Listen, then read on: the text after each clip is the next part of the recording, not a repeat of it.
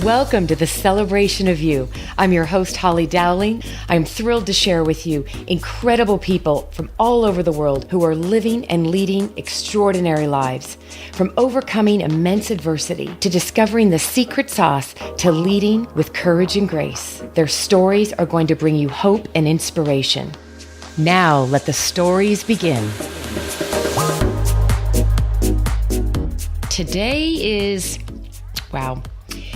is a very, very special day for me because I feel like the person that you're going to have the privilege, the honor, the joy, and the delight in hearing from is somebody that has come into my life, and we'll talk about how we've met, who's exquisite.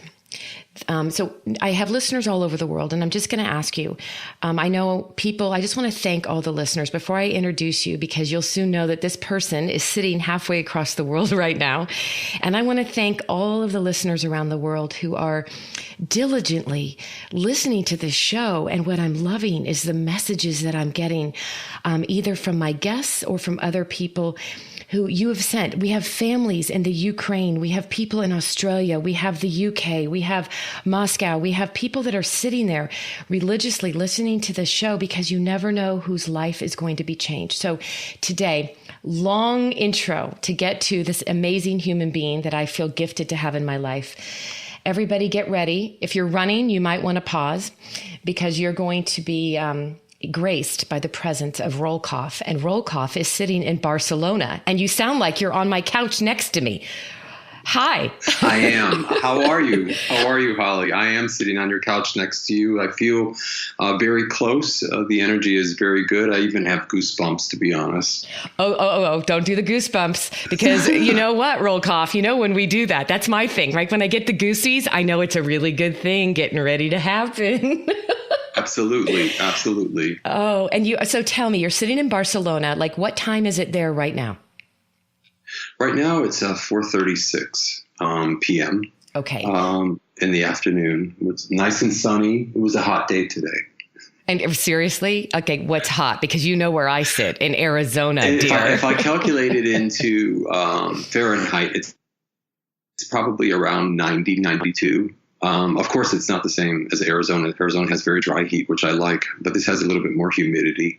And it's very comfortable in terms of being, out on the balcony if there's a breeze. But when you're walking outside or doing exercises, it's a little warm. Well, and the only thing I'm going to give you a little bit of grace for is the humidity, because I do have to say, living in the dry, we love it. But can I just tell you, this week it's been in the upwards of 117. So dry or not, it is not happy times. No, not at all. No. I'm a cool weather guy, though, so yeah. I prefer cool weather. Well, and when we met, it was when you were living in Chicago. So we'll get to that. I have to brag on you. I have to brag on you, RolCof, because people that are listening right now can just hear your voice. You have this gorgeous, exquisite, masculine grace in your voice. And so it just goes to lend that what you're about to find out is this gentleman is a renowned musician, artist, has a voice that's off the charts. I'm thinking about all the incredible things you've done, but I mean, going back to when you were 19, you were running an agency, and then you've worked with all kinds of Grammy producers. Tell us a little bit about your passion and your background in the music industry, RolCof. I want to hear you brag. I was fortunate enough, and I don't like to brag. I know you don't. I was fortunate enough to, in some parts of my life, taught how to play the piano and read music.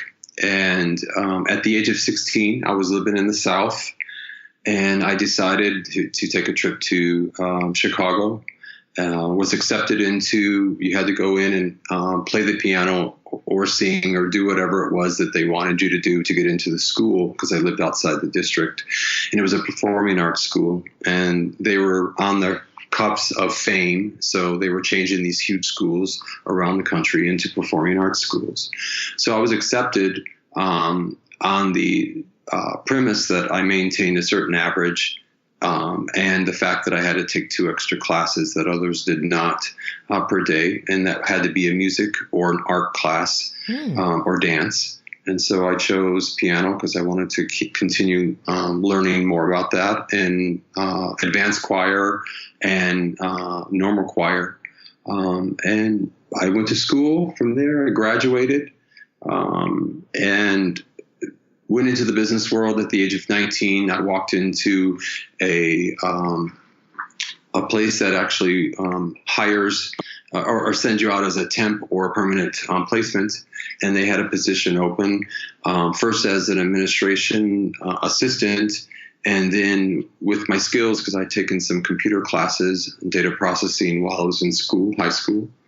And they just started using computers and stuff, and I was allowed to get on that and work with them. And from there, I became the administrator of the top agency in the Midwest, run by Jim Singer, who was incredible. He passed away too early in life. And I learned a lot from them over a 3.5-year period. And from that, I decided I wanted to travel out on my own, and I moved to California, worked with Arbitron Ratings for a little bit. That rate the radio station, Sammy Arbitron Ratings. And a friend of mine said that they were hiring at Lorimar Studio in their telecine department. And I went in there and I applied, and they hired me. And I worked in the telecine area where all the people such as Madonna and the movie producers and stuff come in and actually create the music or create the actual visual effects for videos or movies. Wow. And I worked with them for about 1.5 years before I moved to Florida. And I decided when I left Lorimar Studios that I was going to try my best to pursue my music. And I had started writing again. And I loved to dance. I performed a lot dance-wise, but I was just a natural dancer. And I moved out to Miami, Florida, and things flourished from there for a little while. In the 90s, and I was graced to meet, Joe Somian, who had just graduated from Boston School of Music. He was this incredible creator and producer, very young, and together we created 4 singles, 2 of them that were released. One was Because You're Good to Me, and that went on the dance market for a little bit. And I continued working with other artists there as well. Lenny Hamilton Jr. Was an incredible producer. We wrote some really great songs together.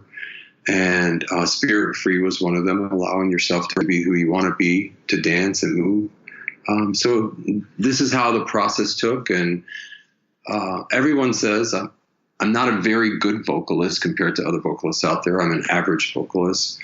But what I have is a package, which is creating the EDM that I work with, whether it's piano or guitar, and then writing the lyrics that actually represent how the music flows, and then singing and putting together what I need to do to create the song. And so I'm more or less an artist than anything else, because it's the package of creating. If I separated myself as a musician or a vocalist or an engineer or producer, I probably would have not succeeded as far as I had. I had to have the package of a little bit of everything. I love the package. And actually, I have to brag on you because, and where this brings us to is you in Chicago. From Florida, right? And then, yes. And then your producer doing some songs for you on a latest piece of work you were doing was my beautiful son, Levi, who's Chicago and New York. And he just loved working with you and told me you have a gift of writing lyrics. He was just blown away. And I'm sure that's why you've been able to see yourself as the package, right? Instead of separating yourself, as you just said, right? Correct. So we're going Levi was amazing. I met him through an initial contact from his school.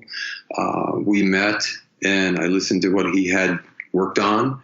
He was very nervous. I was very nervous. We were trying to create this piece together, and it was just great energy. And it's something that changed my life more than people will ever know. My husband here in Barcelona totally gets where I'm coming from when I say that Levi actually saved me in a lot of ways. Oh, Oh, well, we're not going to start getting me emotional now, Roland. We're not. I know, but it's like, and that's how he felt about you and just couldn't wait for us to meet you. And so, and I want people to really, truly embrace we're having this conversation today because when you're open to serendipity and to what the universe is allowing to happen in your life, you never know who you're going to meet and why, right? And That's true. Music has been what I love about hearing the journey from you is hearing it's been a part of your life, your entire life, and it's how you've manifested it.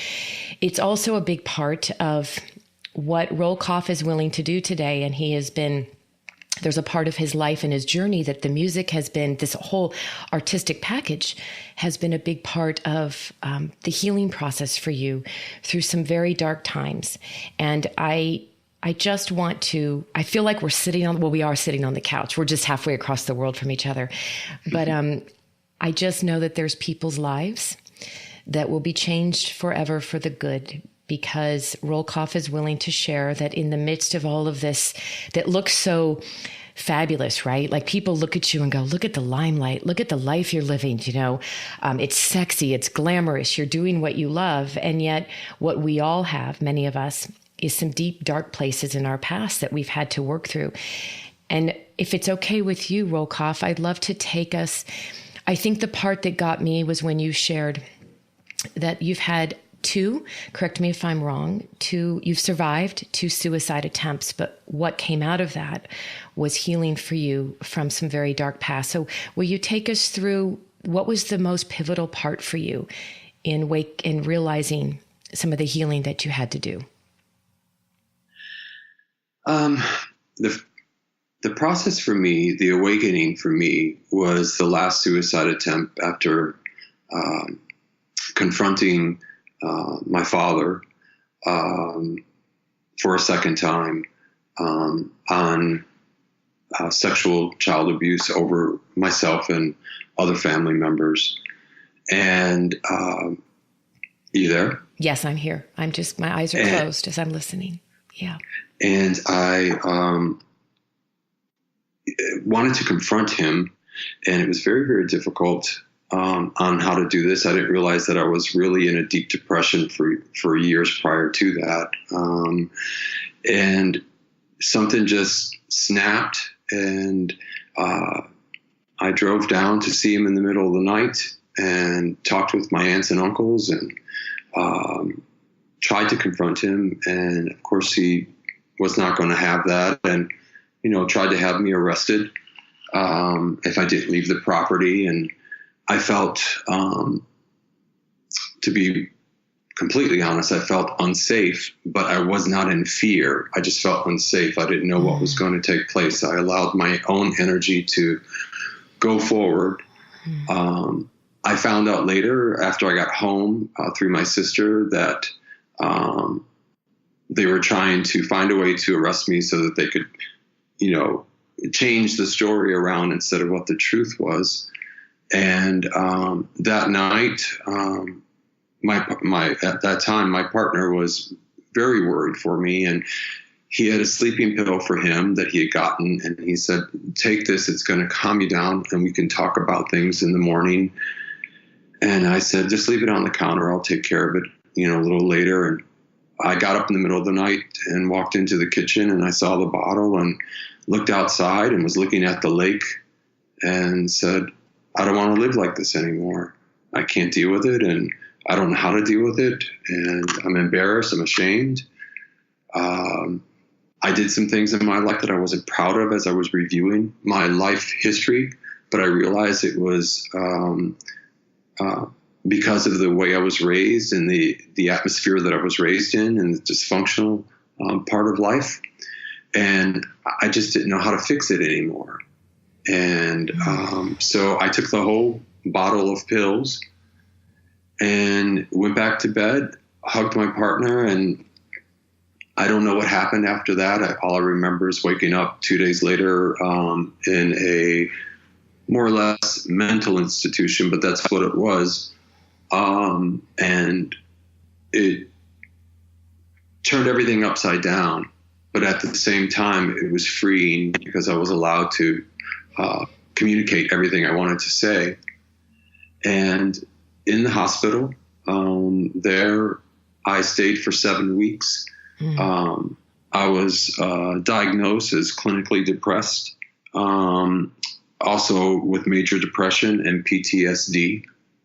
And they said in order for me to even try to start to heal, I had to find a way to forgive myself and others.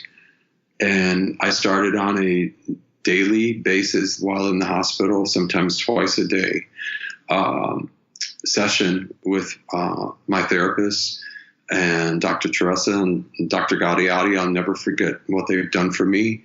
They were very compassionate, and it was a life-changing experience.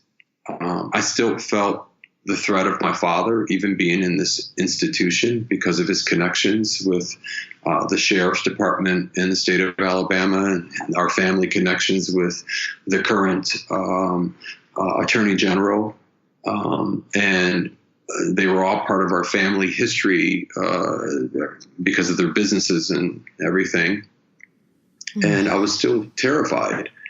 But I worked through it for 7 weeks. I had some ups and downs with my husband now because he didn't know how to handle all this. He'd been trying to get me to get some help, 4 or 5 years before that. But I just didn't want to face it.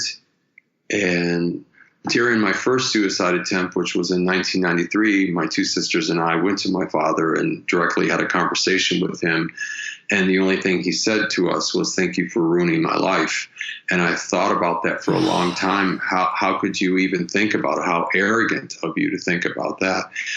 And then before I left with my 2 sisters, we were leaving after the next day. And this was in 93. And he said, "I'm going to get some help. I'm really sorry for what I've done." And I recorded that conversation because I thought, it was a way to protect me and protect my sisters. And then, this is, of course, not more than 5 months after my mother died in October of 92, at a very young age from pancreatic cancer. So I was dealing with a lot of issues. And once I arrived back to Florida in 93, it wasn't more than 2 months later that him and my uncle called me and said he wasn't going to get help, that if I didn't keep my mouth shut, that they would send some people down to take care of me. And I felt threatened. And I went into a spin there. And that was my first suicide attempt.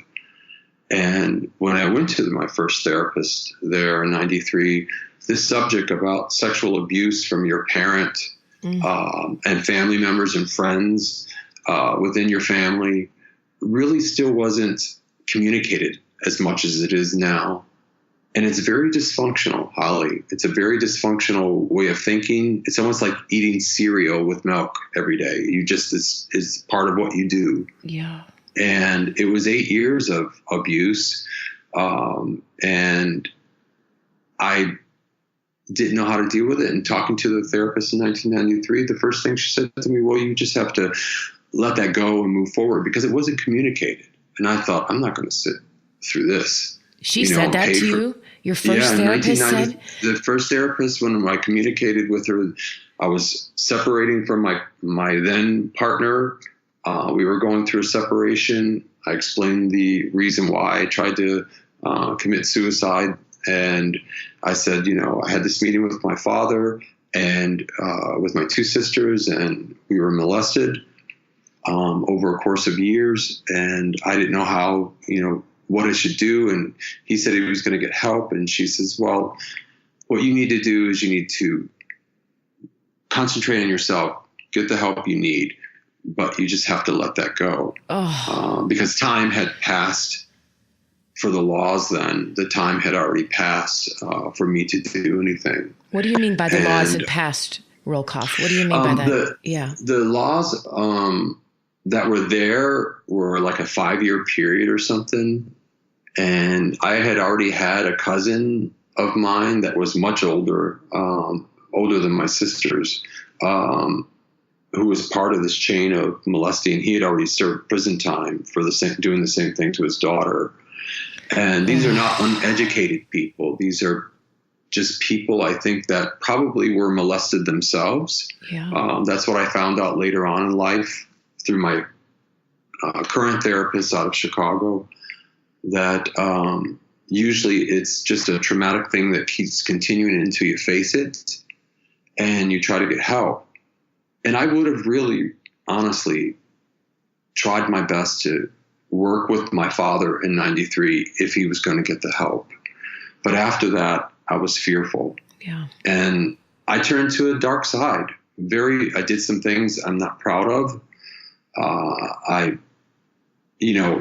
Another subject that's part of this is pornography is so rampant in the United States that my therapist and the people that study this said that it's worse than heroin. You become addicted to it.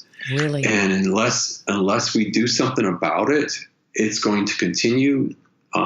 That in their therapy sessions when they meet, this is one of the highest things on the priority next to heroin overdose or people that are on drugs, because it's very, very addictive, and our government in some processes don't control this. And it's so free on the internet, it's so free on everywhere that you want to go that it's uncontrollable. And the addiction became part of my life for a long time, and I was very embarrassed about it. But I came through, and in 2010, that second suicide attempt, after I had these great people working with me, understanding my pain, a lot of crying, a lot of emotional function, being fearful that people were there to take me out of there because of the connections. There were other things that took place that only my sister and a couple other people know about, including the therapist from the hospital. But it's a sealed record, but it was to protect me. And I looked at myself one day when I was they have a little bathroom in your room, and I looked at myself just with a toilet and a sink. And I looked at myself in the mirror in there, and I just said, I don't want this in my life. I can't handle this anymore. I want my life, and I want to be a good person. And I know that it was going to take time. It doesn't happen overnight. And I still go through changes today. It's not something that just disappears. And it is pardon for the phone, but it's connected. But it's it's a process that we have to go through in order to be to heal, and we'll never totally heal from the interior. And my great therapist, Ron Paycheck in Chicago, he deserves all the credit he can get. Oh. He worked with me after I got out of the hospital right away. The hospital sent me to some organizations, and I couldn't afford, because I wasn't working at that time. I was so depressed I couldn't find what I was going to do. And he worked with my budget, and he saw me twice a week for the first year. And there were days that I just laid on the couch and cried, and there were days that I communicated. And by the second year, we started working on the process of how I can package these things up that were very painful. And as he said, we're going to pack them up. We're going to put them on a ship, an imaginary ship, and push them out to shore. They're never going to leave. You'll probably see them on the line. They're going to come back in close enough sometimes to hurt you, but they won't have control over you anymore. And you're going to fall, and you're going to get back up again, and you're going to fall, and you're going to get back up again. And that was the process that I went through with him for 4 years of therapy. And that was one of the reasons my husband had already moved to Barcelona in 2012 to take care of his mother. And one of the agreements is that I wanted to stay and continue my therapy until I felt ready. And that was into 2014. So I stayed on my own Cost me a lot of money, Holly. Oh, It was the best money I ever spent. And it was, I would have probably paid $1,000 an hour if I knew that I was going to get that help. I still drop sometimes, as we call it. I fall back and I have to pick myself back up some days. But even being here in this beautiful city with the beautiful people around me and all the people that I communicate with, there are days that sometimes I stay in bed, 6 to 8 hours because I've had a rough night's sleep or something has happened that triggered. And I've learned that I need that. And then I get back up and I keep going. And that's what happens when you're clinically depressed. These little drops, and it's almost like a blood sugar drop. And it drops and you have to relax, get back up and keep going. And I've faced some really big challenges that only a few people know about, outside of the sexual abuse. And I faced it without any fear, Holly. And it is, if I can tell anybody anything, and if I can help anybody, is don't have fear, even if you've done something wrong that you felt that you could have changed during that abuse or during that situation, or you blame yourself because you allowed it to happen. It's okay, because that's being human. Yes. You make mistakes, you apologize, you face the people that you've made those mistakes with, and you keep going. But what you cannot go forward is fear, because it's destructive. It's a poison, and it manifests, doesn't it? And it just psychologically, emotionally, in every way, it just slowly becomes a toxin in your body. And honestly, RolCof, I'm sitting here listening to you and I'm thinking, whatever the bigger plan was for your life, you were to survive. You were not only to survive, you were to thrive, because your courage to be able to talk about this, which I know has been extremely limited and only with therapists and with immediate family. And I think I was looking at some of the stats of, you made an interesting point going back to your very first therapist, right, in the early 90s. And we were not talking about the sexual abuse, especially at the hands of the people that are supposed to be the most trusted, right? Like our parents, our loved ones. It's hard for somebody out there, if you haven't had that experience or you haven't been touched by it, it's startling how many people have been. And yet it was shunned and you didn't talk about it. So when you think about where we've come as a society, and by the way, and just going back to that moment, what the bravery and the courage, and to embrace that fear, to get in your car and drive all the way back down to confront your father, the man that has done this to you for years. And correct me if I'm wrong, but it wasn't just him. He was sharing you with your uncle and who knows who else, and your sisters, right? With my friend. He was sharing me with his friend, Nathaniel Alexander, who's dead now.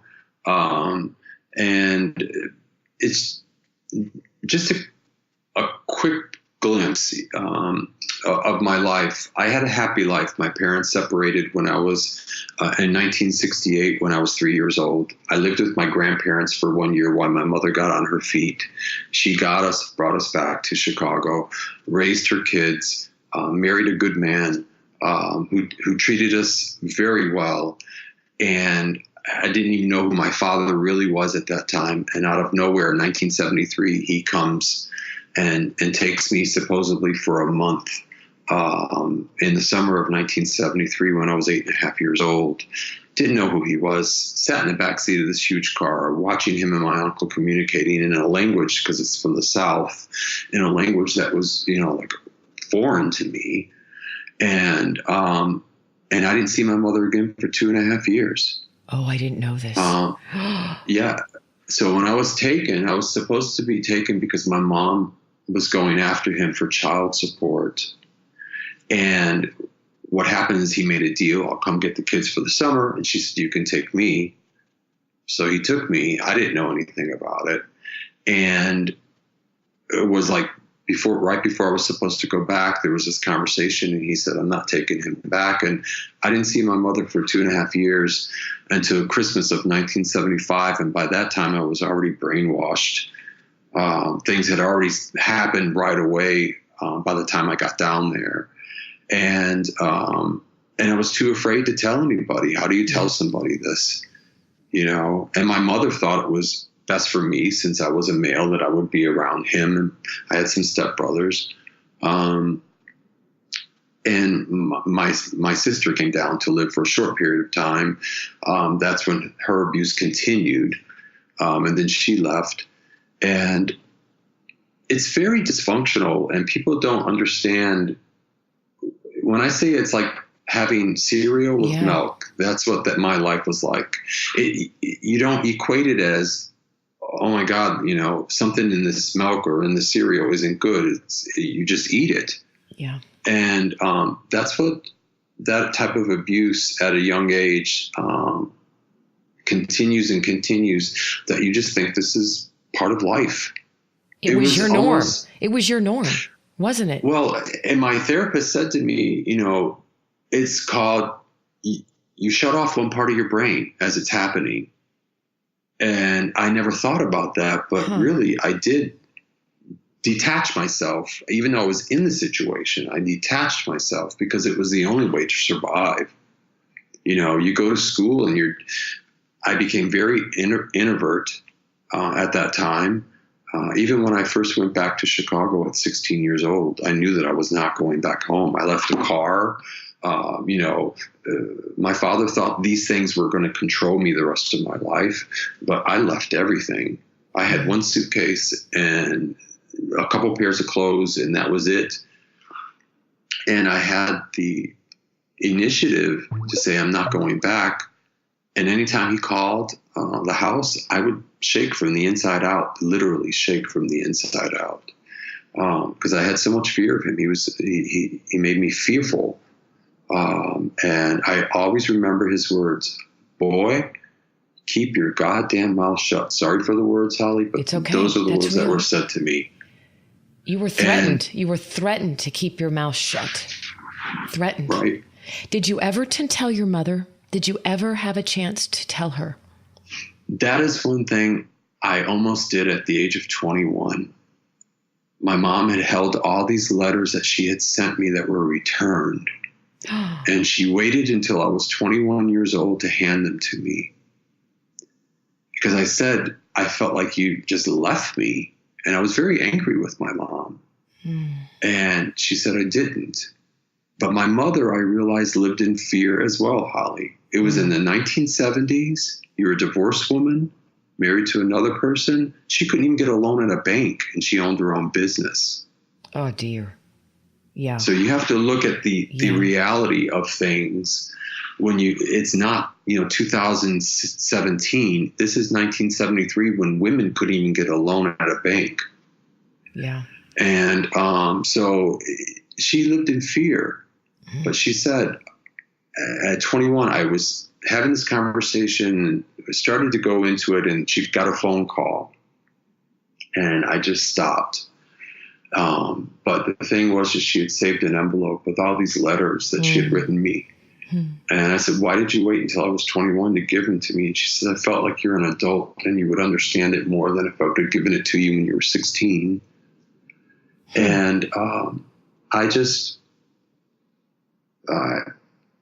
I'm grateful that I am alive today. Yes.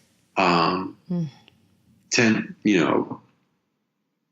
years ago, 10 years ago, it wouldn't have affected me one way or another. I've been like, just, take me now. Let me just jump off the 10th floor. Those are things that went through my brain. And the dysfunction between myself and other family members that were abused as well. You have to face those things and say, why couldn't I stop it? And you can't. No, and you can't even stop it as an adult. It's there. It's there, and yet you can't keep putting yourself in a place in your mind thinking, I have to make yourself feel that you are this superhero, that you can stop it, right? Instead, you had to learn how to move through it. And like you were saying earlier, the fear, not letting it become a complete toxin to you. And it took some really good, amazing people. And, it sounds like you just had an amazing trip and you got to see some family, your sister, your aunt, people that really love and adore you. And I think, as I'm thinking about anybody listening to this, RolCof, and for one, just again, the courage to be able to say, okay, this is who I am and the crap I've been through. And yet you're choosing to thrive. And I really want to say that that's what's coming to me so strongly. You are here on this planet because you're choosing to thrive and you didn't let it get the best of you. It's a daily, right? Some days you lay in bed, you get up and you keep on moving. That's what we need to take away from this. But I would love for you, I have two things. This is coming strongly to me. For anybody listening that is a young person or maybe young adult that has lived this and they have never told a soul, I know you're not the therapist, RolCof, but what advice, what guidance, what wisdom could you give to somebody? Maybe they are a 40-year-old adult that's never talked about this and dealing with their own demons, right? Falling into alcoholism or drug abuse or pornography or all the different things we as human beings do to cope, right? They're coping mechanisms. Right. We're not consciously aware of it. We're just doing it to anesthetize ourselves from the pain. Right. What advice would you give to that person? I'd like to start there. Love yourself, number one, and understand that no matter the great, when you're looking at the entire picture and you're saying, oh my God, I could never talk about this, just understand that this probably happened to that person standing and that did this, that never understood or didn't get the help. I truly believe through my therapist and I believe through other information that I've read that it is a cycle. And if you don't stop the cycle somehow, it's going to continue.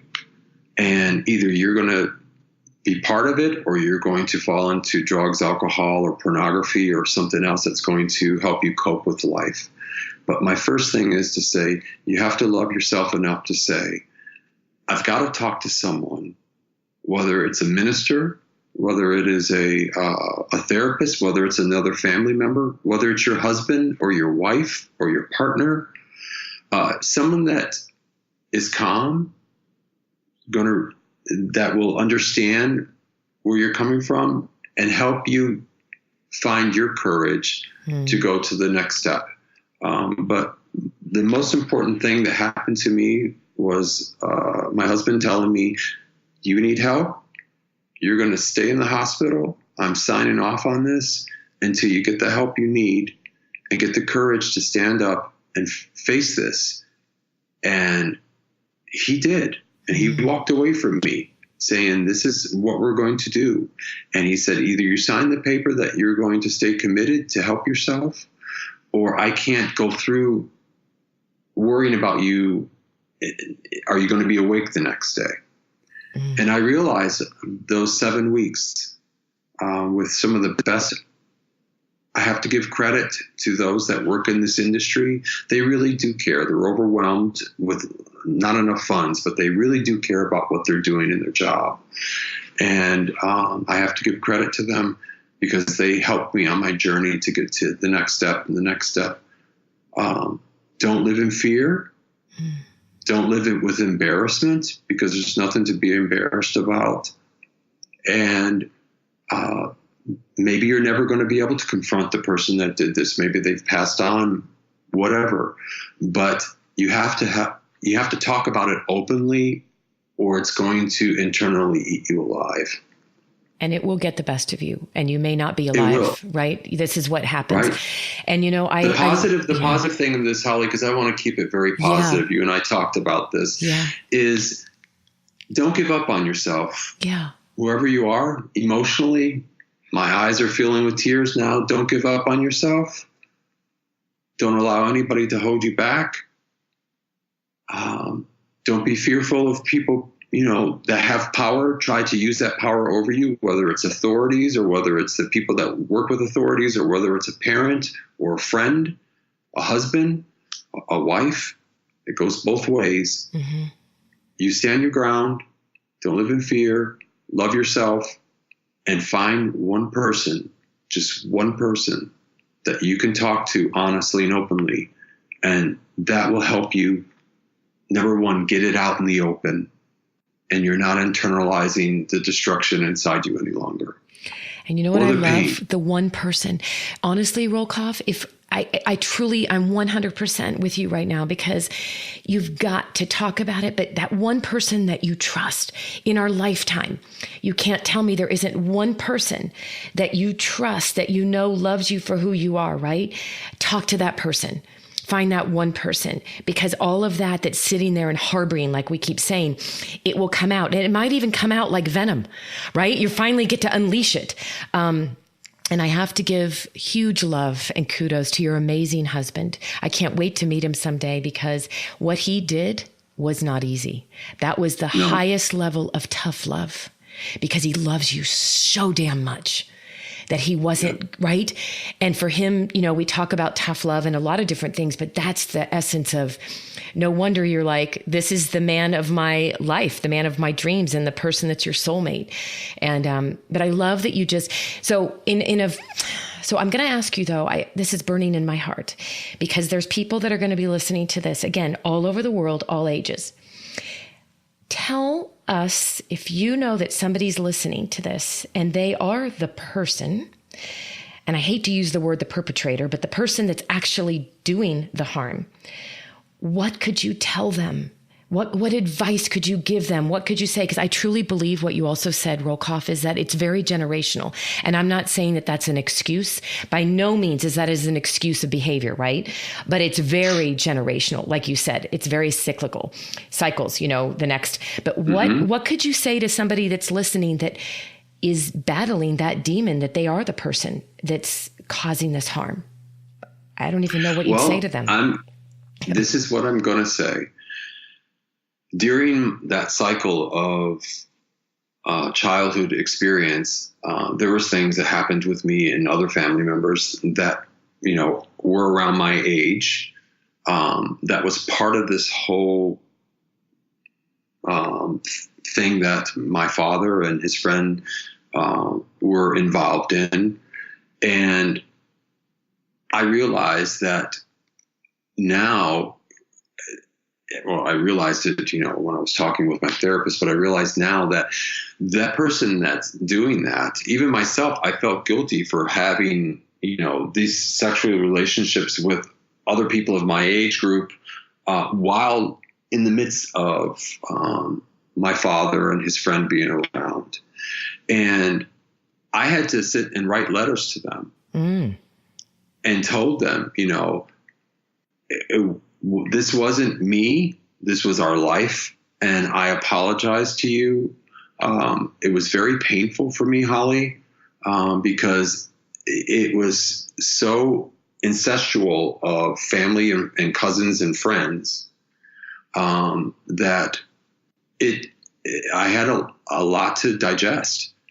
And I'm not talking 1, 2, 3 people. I'm talking, I had people that were older than I was, that were cousins, that were doing the same thing with me, because it was all part of this group of incestual process.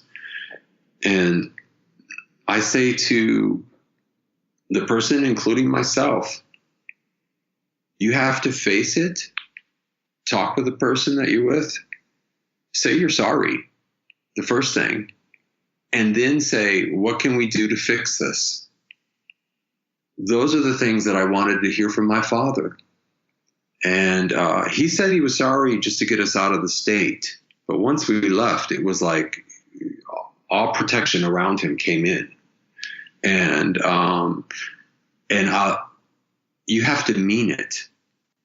And whether it's in writing, whether it's in person, say you're sorry, and that, what is it that we can do to fix this? And please forgive me. Because I'm learning that part, Holly, is to forgive. That is the hardest thing to do. I've forgiven all the other people that were involved, but I haven't forgiven my father, and I'm still working on that. It is a process, but you have to forgive in order to heal. Oh, And that I'm still doing. God love you, because I just read something. I love to read and absorb about like forgiveness. And, RolCof, I read something the other day that was so simple and yet so profound, that forgiveness is for you. It's the gift you give yourself to let go of the pain and the damage. It's not letting the other person off the hook. It's letting you off the hook from carrying around this weight and this illness inside you. And I thought, wow, that's forgiveness, right? Because there's so many different ways to look at it, right? And it's a process depending on, and I love what you just said, because if there's somebody that's listening to this and you are that living in it and you're the one acting it out, own it. Start with saying you are sorry, but I love how you said, but mean it, own it. And, we'll never really know. I want to celebrate you, RolCof, because you're thriving, and what's beautiful. And I want people to get to hear your music. Your music is so incredible because so much of it, and now it all makes sense. A lot of your songs have so much to do with the freedom of who you are and the healing of who you've become and this amazing, magnificent human being that you are today. And, when I think about some of the cool things you've been doing recently, let's celebrate. Like, tell us something amazing that you're most proud of recently. I saw some things, but I want to hear it from you. You've done some pretty kick-ass shit. Sorry, I had to say that. Well, for the last 6 or so months, we've been focusing on family. And that I've walked away from my music just a little bit. But I will say that last year, when I arrived in Barcelona, being, gay, and I've been with Alberto for 16 years. We were allowed to get married in the United States finally. And here in Barcelona, we're married and under the laws of Spain, because he's a Spanish. Him and his parents are from Spain. And so it allowed me to be free. And one of the things that I wrote was Barcelona, Feel Our Love. And it came out of nowhere. The Gay Pride in 2014-15 were coming around. And I said, I wrote this song, Barcelona, Feel Our Love. No matter who you are, trans, gay, straight, or bi, whoever you are, feel the love of Barcelona, being free, being open. And so that song allowed me a lot of performances. The Festi Gay, which is a huge performance of many different people here in Barcelona. I was able to be the closing act for that. I was very proud of that. So cool. Last year, I was on the first float for Gay Pride Parade with an incredible DJ.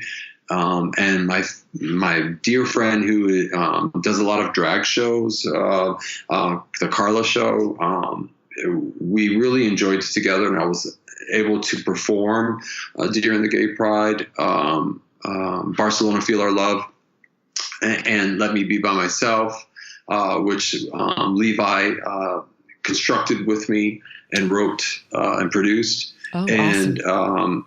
And then lately, I've just been, creating a lot of music internally, meaning that it's in my small studio space here, and I'm working with other people on the outside. And I've just in the last, since January, I've created and composed 27 songs completed. And we're all determining them, having family and friends circle which ones they like to see which one I should go in the studio and complete. One of the songs that I sent to you, of course, today had to deal with the pain that I had, and it is Wash Away All the Pain I Know. A very simple ballad with, the piano keys. It took me 35, 40 minutes to write the song from start to finish. And this is what I do. And so my goal is to put an entire show together, because I am on Spotify, I am on iTunes, Amazon.com, anything you can think with my music. Yep, I love it. But you make no money off of it. you have to go out and perform. Yeah. And for the last 6 months, besides working in my private studio here and creating music, we've been taking care of Roberto's mother, who's going to be 90 this year. And she had some health issues over the last year. And so I took some time away from that to take care of that and take care of me and take care of Roberto. But I did not stop creating. Like I said, since January, I have 27 new songs, which tops me at about 260 songs composed. Love writing for other people. If there's some great artists out there that can sing, that want to hear some of my music, genres go from, pop dance to, country, send me an email and I'll send you some music and, tell me what you think. And if I think we can collaborate together, bring you down and have you sing some of my music and try to help you as well get out there. I love it. So I'm working on different fields. Yeah. With music, even at this ripe old age I am. Well, now remember, we're about the same age, RolCof. So, it is ripe. I'm going to call it ripe and fabulous, right? I'm loving it. See. I'm proud of where I am today, and every day is a new day. I love it. And you should be. And you know what? As I'm listening to you, do you see there's something really cool. I'm getting the goosies, RolCof, as I'm saying this, because as I'm listening to you, do you see I don't want people to miss this. There's like an influx of creativity at your highest level of your gifts have been able to come to the surface in ways that maybe would have never manifested had you not come through this incredible healing process. Right? The more you've let go of the toxins and embraced your amazing gifts in your life, it sounds to me like the songs are just coming to you left and right? It's like the flow. You're in the flow. Right? It helps when you're releasing something. And if you're an artist, whether you're a painter or whether you write in terms of a novel or you're a composer, a singer, as an artist, or someone that's doing what you do, Holly, by communicating and allowing people to use your connections to get their information out. When you're free, the energy comes through. A long time ago, most of my music was all dance music. I only wanted to talk about dancing and having fun and that type of thing.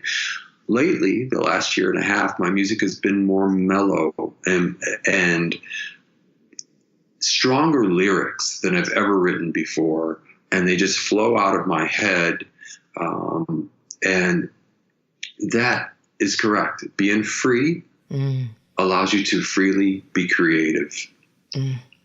It's like your spirit's soaring. Your soul and your spirit are just soaring, and you can feel it coming through the phone. But just listening to you talking about all these songs that are coming to you, that's the gift that you're able to give back to life because you've chosen to live this life.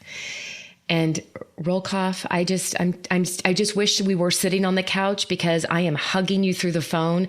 I love you. I'm so grateful that you're in our life, that our families are connected, and it's just still lingering with me. But you mentioned something towards the beginning, and you said that Levi saved your life back in Chicago. And I don't know if you've ever told him that, but when it's time and when it's right, whatever that story is, he's high EQ and highly humble, but I know that you two have a very special relationship. So whatever that is, I know when it's time you'll tell him. So thank you. I've tried. Thank you so much, and we will communicate. He's a special gift to the world, and of course that is, I believe, part of his parenting, and you are the person that gives this energy out, and that energy flows through your children. And that's something that I have to say, I have so much respect for you on that end. Oh, thank you. Thank you. We are blessed to have you in our life. And so what I'd love to do, just in celebrating you and celebrating just this entire, we've been together for almost an hour. If people, and I know people will want to, if they would like to reach out to you to learn more about your music, all the gifts you have going there, or to learn more in confidence, maybe they heard something that's triggered something that they would like to ask you a question. How, out of respect for you, RolCof, how best for people to reach out to you? The best thing is through RolCof at iCloud.com. And, just put in the title, conversation, or, from your site or whatever. That way it doesn't go into spam. Okay. And they can communicate with me and on any subject, whether it is talking about their situation or whether they want to know more about my music or collaborate.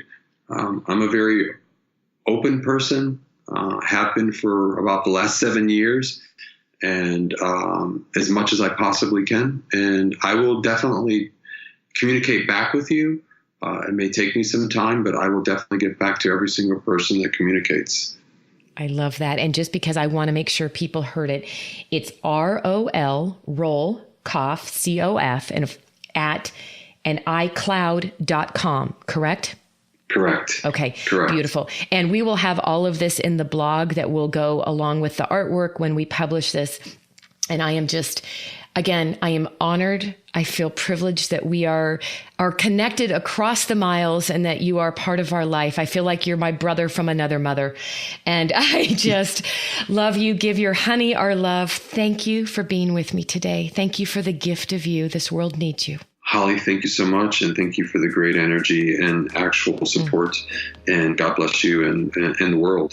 Oh, thank you, love. Have an amazing rest of the evening for you. Day for me. You too. Day for you. Thank you for joining me for another awesome celebration of you. If you were inspired by this story, please share it with your family and friends and hashtag Your Story Matters. I'd love to hear from you, so please leave a comment on iTunes. And absolutely, please come to my website, hollydowling.com. Leave a comment there too, and while you're there, pick up your free gift. Most importantly, though, just remember that your life is a gift from God. What you do with it is your gift back.